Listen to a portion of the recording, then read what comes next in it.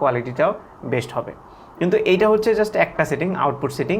এরপরে আরও একটা সেটিং আছে গুরুত্বপূর্ণ, সো সেই সেটিংটাতে না গিয়ে, সেই সেটিংটা না করে আপনারা রেকর্ডিং দিবেন না, সেটা হচ্ছে video.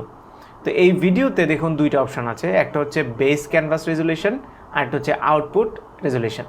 So base canvas resolution মানে হচ্ছে আপনার আমরা আগে সিম্পলটা এক্সপ্লেন করি, যারা খুব ইনডেপথে যাইতেন ক্যাপচার হওয়া শুরু হবে ওবিএস দিয়ে। আর এখানে বেশ কিছু সেটিংস আছে যেগুলো ঠিকঠাক না করতে পারলে এই রেকর্ডিং নিয়ে পরে অনেক প্যারা খাইতে হয়। তো আমরা সেই সেটিংগুলো দেখি। সেজন্য প্রথমে ওবিএসের নিচে ডান পাশে কর্নারে সেটিং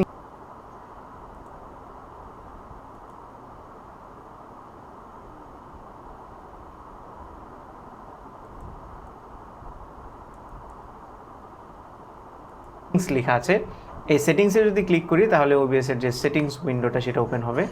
এই যে, তো এখান থেকে অনেক অপশন আছে, আমরা এগুলো নিয়ে অন্য কোনো একটা ভিডিওতে আলোচনা করব। আজকে আমরা শুধুমাত্র রেকর্ডিং সেটিংসগুলো নিয়ে কথা বলবো। তো আপনি যদি স্ক্রিন রেকর্ড করতে চান তাহলে প্রথমে আউটপুট নামে যে ট্যাবটা আছে এটাতে যাবেন, যাওয়ার পরে এখানে দেখুন আউটপুট মোড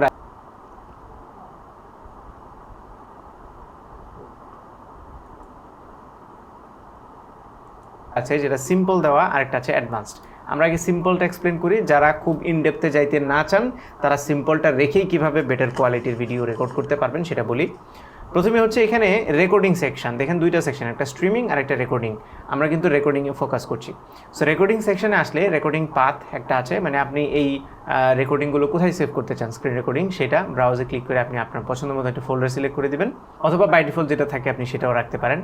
নিচের দিকে রেকর্ডিং কোয়ালিটি নামে একটা অপশন আছে। সো এখানে যদি ক্লিক করেন তাহলে বেশ কিছু অপশন আছে এবং খুব